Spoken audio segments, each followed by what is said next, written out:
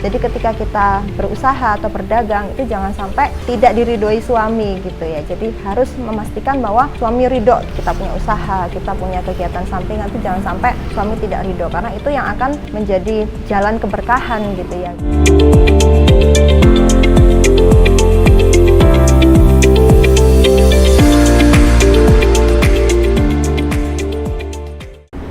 Bismillahirrahmanirrahim. Assalamualaikum warahmatullahi wabarakatuh. Saya Tiza, full-time housewife and part-time everything else. Saya seorang ibu rumah tangga dengan 3 orang putra dan putri.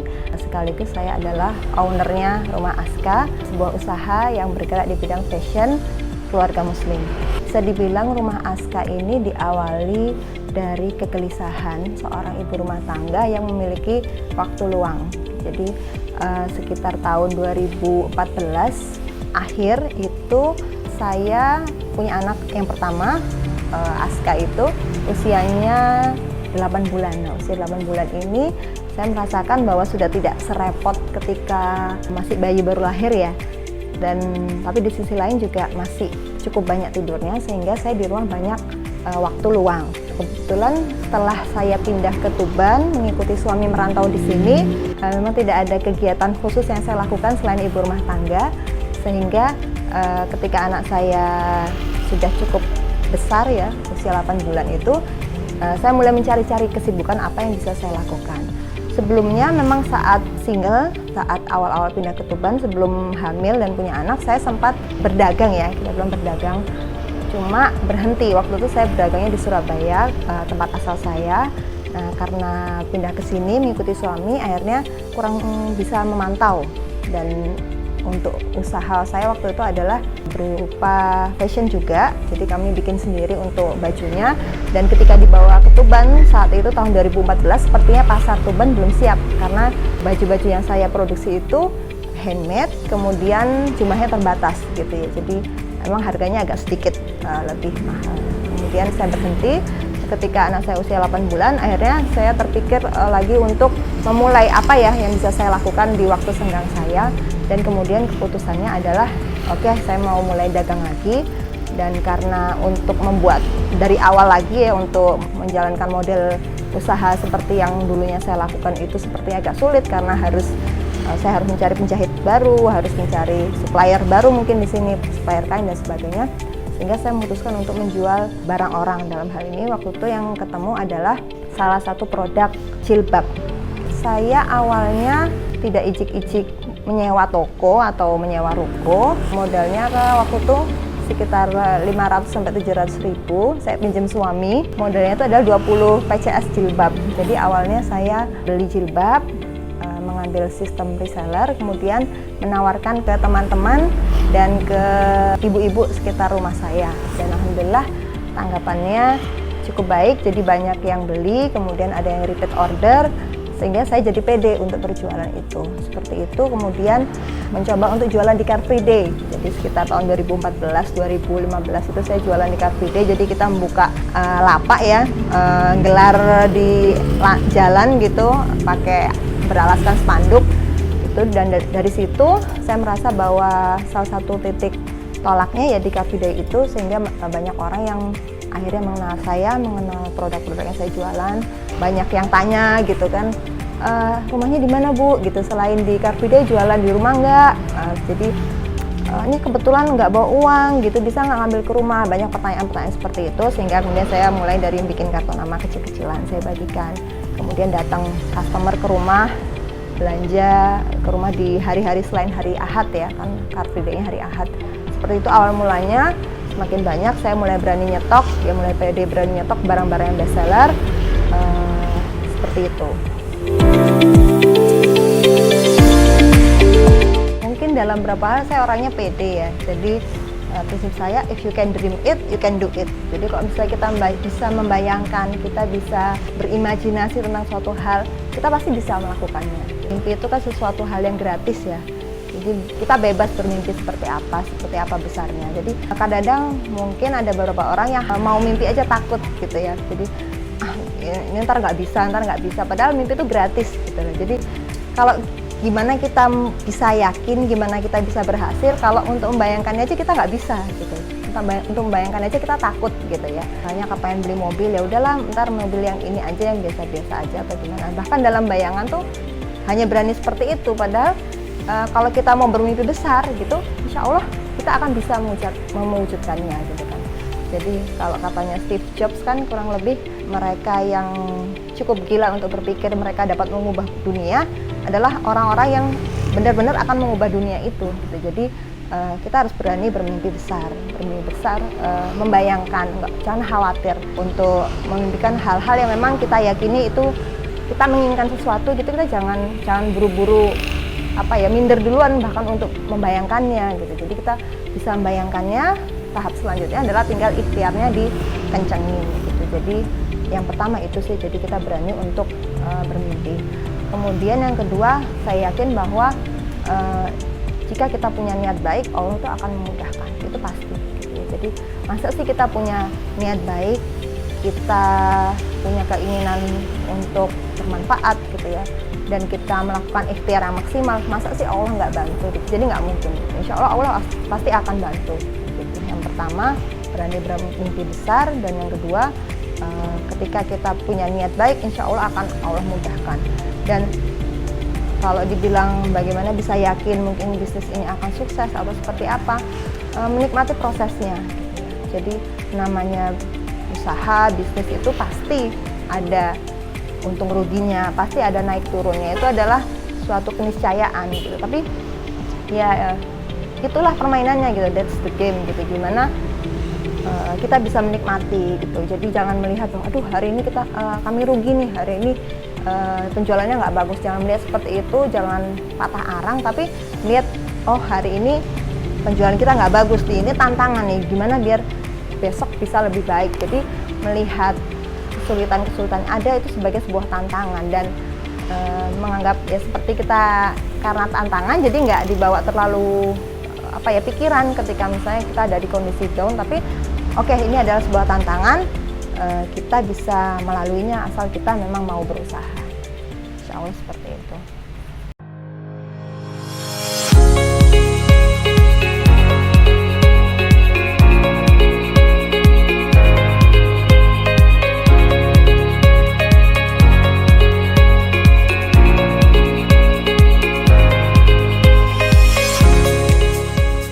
Mungkin sedikit cerita flashback ke belakang. Jadi awal mulanya memang saya berbisnis ini kan untuk mengisi waktu luang ya, di saat anak saya sudah mulai agak besar, saya nganggur gitu ya di rumah gitu ya. Tapi ketika menjalaninya ternyata usaha yang awalnya ini dimaksudkan untuk mengisi waktu luang, pada akhirnya itu malah jadi kekurangan waktu gitu ya. Jadi mengambil waktu-waktu utama gitu. Jadi awalnya cuma di sela-sela ngomong anak gitu ya.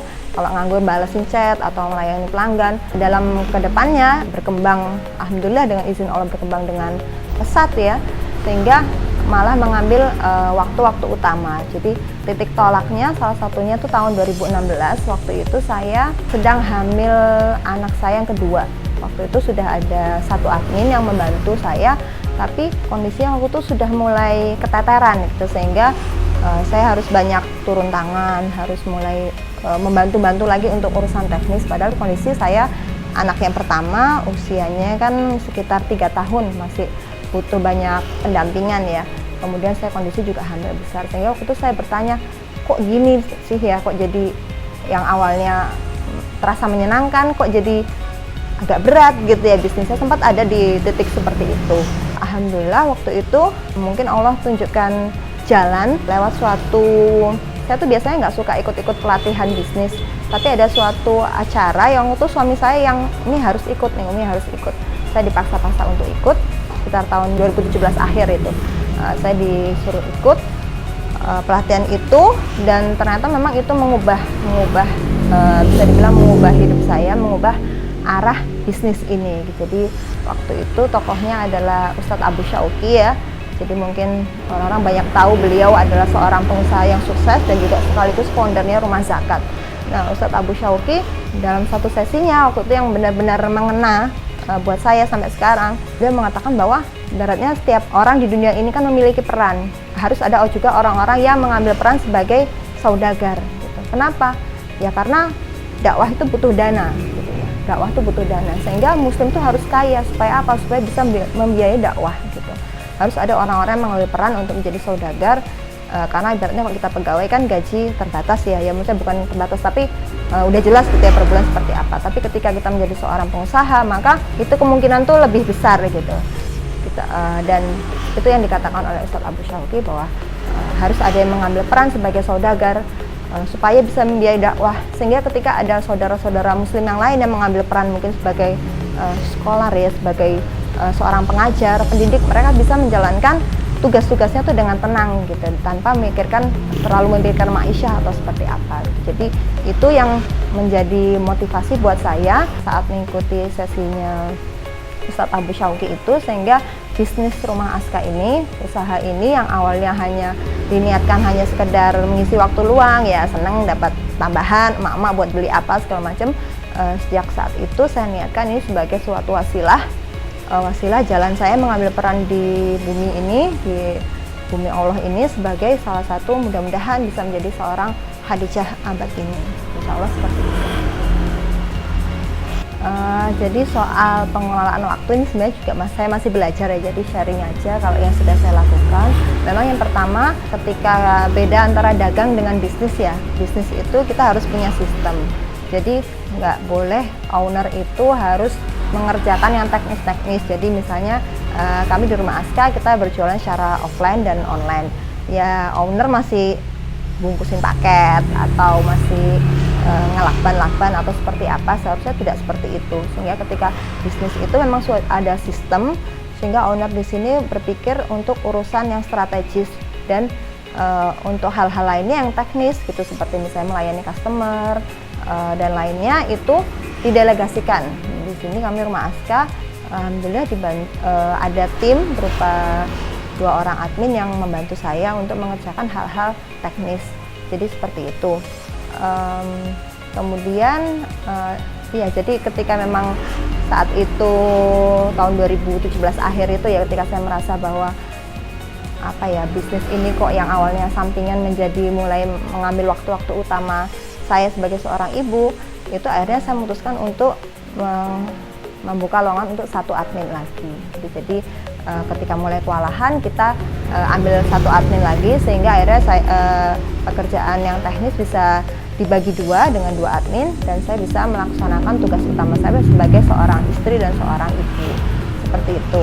Kemudian juga membagi waktunya ya, walaupun kita misalnya ada jualan online ya, karena kan agak 24 jam ya, kadang-kadang rasanya seperti itu, tapi harus tetap dikasih waktu yang jelas kapan kita harus ngurus kerjaan, kapan kita harus ngurus suami, kapan kita harus ngurus keluarga. Jadi harus ada pembagian waktu yang jelas. Kemudian untuk masa pandemi gini memang tidak bisa dipungkiri ya, Rumah Aska yang kita memang jualan utamanya adalah di bidang fashion keluarga muslim ya, pakaian, gamis, jilbab dan sebagainya, baju-baju anak juga koko, itu memang termasuk yang cukup terdampak ya. Dan kalau ditanya tipsnya bagaimana, sebenarnya ya ini tidak lebih dari kemurahan hati Allah gitu ya. Kami diberikan kemudahan bisa bertahan gitu. Jadi ya itu semua atas kemurahan hati Allah saja sih sebenarnya, insya Allah semuanya atas izin Allah. Samping memang kalau kita bicara konsep rezeki itu kan adalah ikhtiar yang maksimal diiringi dengan tawakal gitu. Jadi kita juga berusaha semaksimal mungkin bagaimana ketika pandemi ini mungkin awalnya kita hanya jualan gamis, misalnya gamis untuk pergi-pergi gitu ya. Ketika sekarang harus stay at home, harus banyak di rumah, oke, kita berusaha lebih fleksibel gitu, berusaha untuk beradaptasi dengan kondisi yang berubah dengan cepat. Oke, kalau dulu jualan gamis-gamis harga sekian untuk pergi kondangan misalnya laris gitu ya, sekarang mungkin orang banyak di rumah, kita sediakan dengan gamis-gamis dengan bahan-bahan yang nyaman, yang katun, yang biasa ibu-ibu bisa pakai di rumah.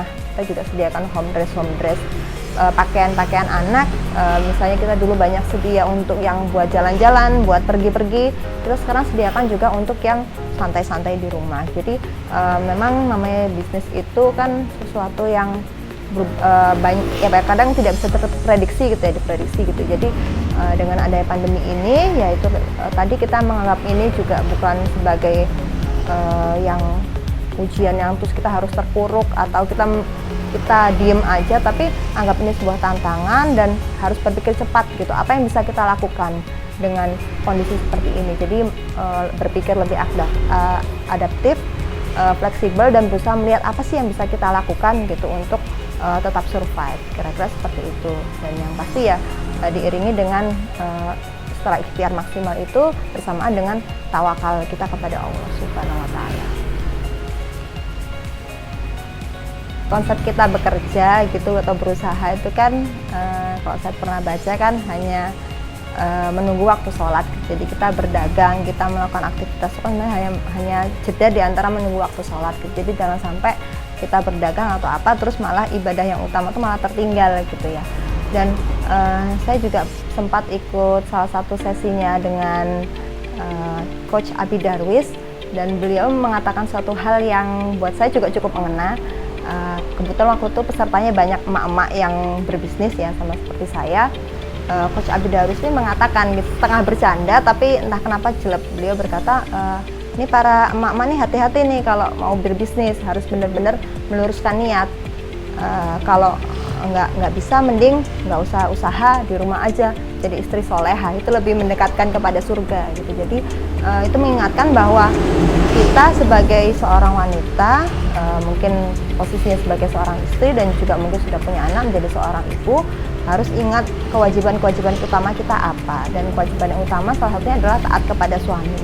Jadi ketika kita berusaha atau berdagang itu jangan sampai tidak diridhoi suami gitu ya. Jadi harus memastikan bahwa suami ridho, kita punya usaha, kita punya kegiatan sampingan, itu jangan sampai suami tidak ridho, karena itu yang akan menjadi jalan keberkahan gitu ya. Jangan mungkin ada yang omsetnya sekian tapi mungkin suaminya nggak ridho karena mungkin meninggalkan tugas-tugasnya di rumah, sehingga nanti uang itu akan keluar gitu aja, akan habis entah karena apa gitu. Jadi nggak berkah. Jadi sebagai seorang istri dan seorang ibu, kalau buat saya pribadi yang pertama itu adalah suami harus ridho yang pasti. Jadi walaupun ini saya yang banyak menjalankan, jadi usaha ini ya ibaratnya saya yang menjalankan, jadi CEO-nya ya, ibaratnya CEO-nya. Tapi semua itu tidak lepas dari peran suami. Semua saya konsultasikan dengan suami. Abi kalau misalnya ini gimana gitu, ini boleh nggak, ini boleh nggak gitu. Jadi penentunya itu adalah suami gitu. Jadi boleh tidaknya, sehingga mudah-mudahan semua yang saya lakukan ini bernilai keberkahan atas ridhonya suami. Mungkin itu sih yang buat saya paling penting untuk dijalankan saat menjalankan bisnis ya, sebagai seorang emak-emak gitu. Ridhonya suami itu harus yang utama gitu.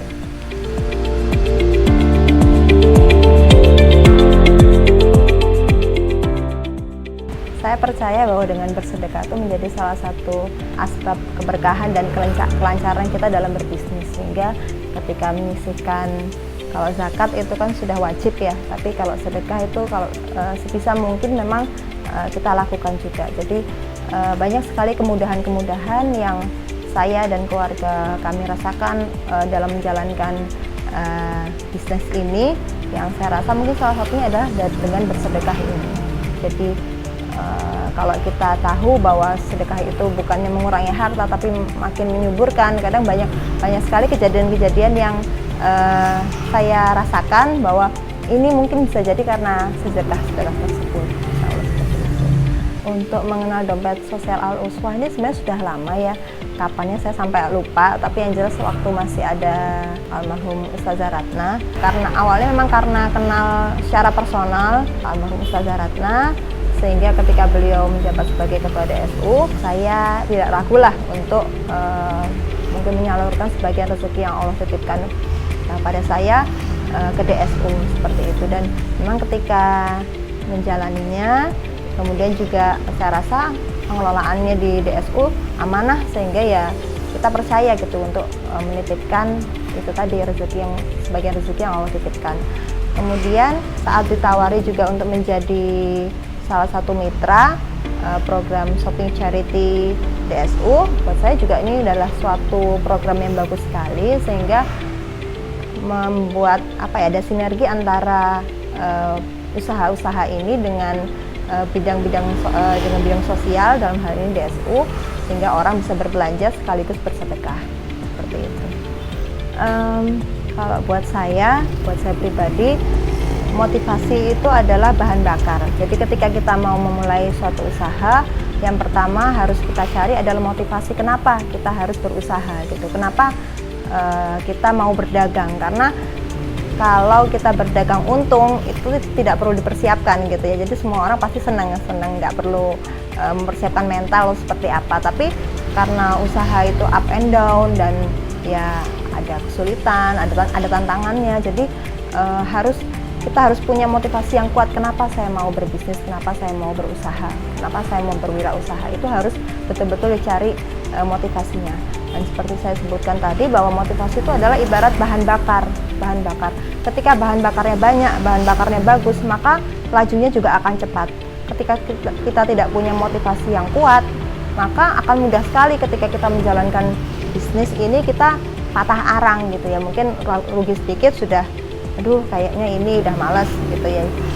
Jadi yang pertama itu adalah mencari motivasi kenapa kita harus berbisnis, dan ini motivasi ini akan sangat personal sekali, akan sangat berubah, akan sangat berbeda di tiap orangnya. Jadi perlu pemikiran sendiri dan bisa jadi berubah seiring waktu. Jadi kalau dalam kasus saya awalnya motivasi hanya sekedar mengisi waktu luang ya supaya lebih bermanfaat, tapi dalam perjalanannya motivasi itu sudah nggak masuk lagi gitu ketika kondisinya ternyata sudah tidak seperti dulu. Sehingga ada dua pilihan saat itu kan, saya sempat mau berhenti jualan juga gitu ya. Kenapa kok awalnya senang mengisi waktu luang, sekarang kok malah terasa dikejar-kejar gitu ya.